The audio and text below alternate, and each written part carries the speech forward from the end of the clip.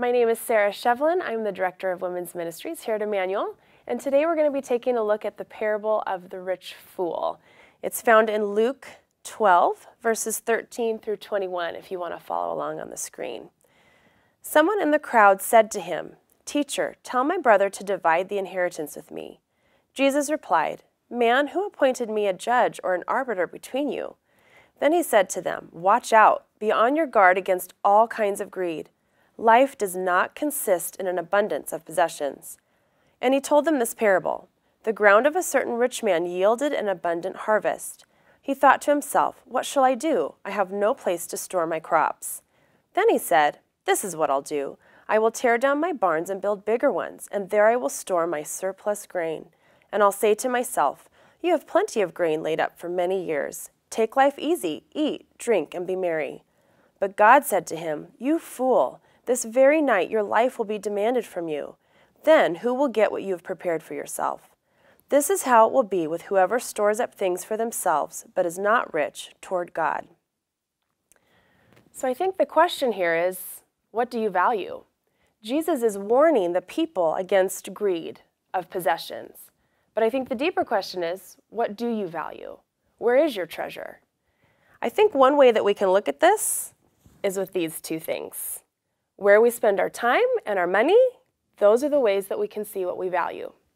I took a class here at church a few years ago. It was part of the Vantage Point 3 process that I went through with Jody Grass.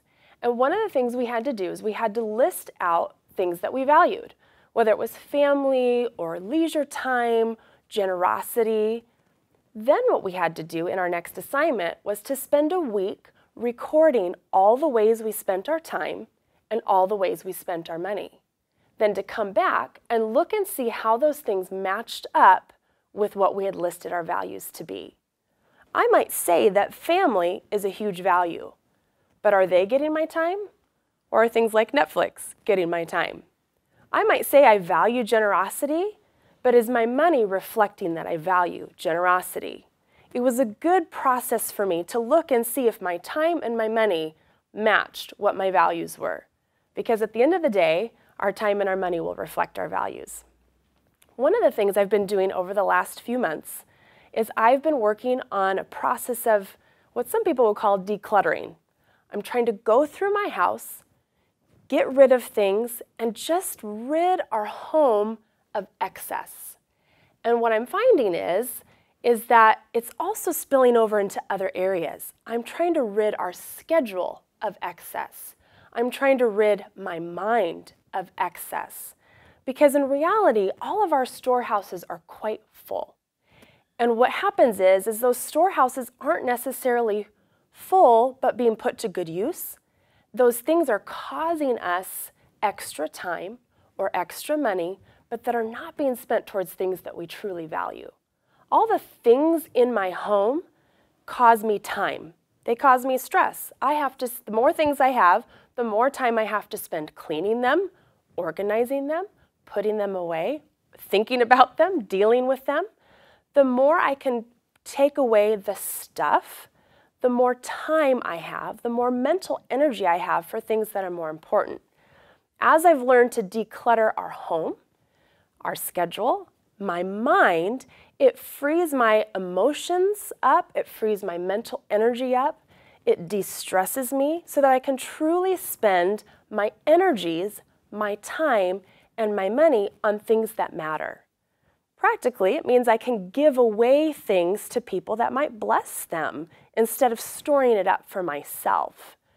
I'm trying to learn how this decluttering of all areas of my life frees me up for things of God.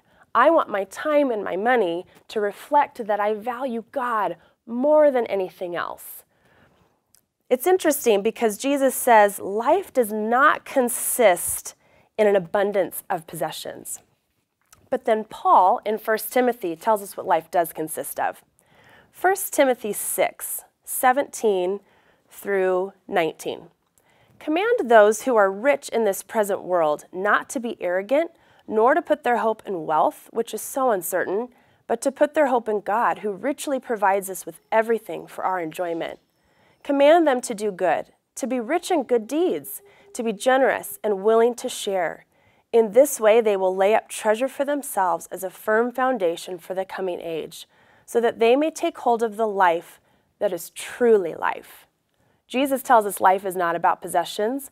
Paul tells us what is truly life is sharing, doing good, being rich in good deeds.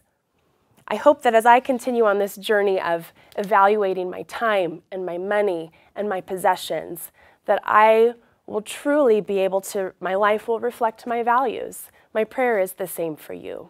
God bless you.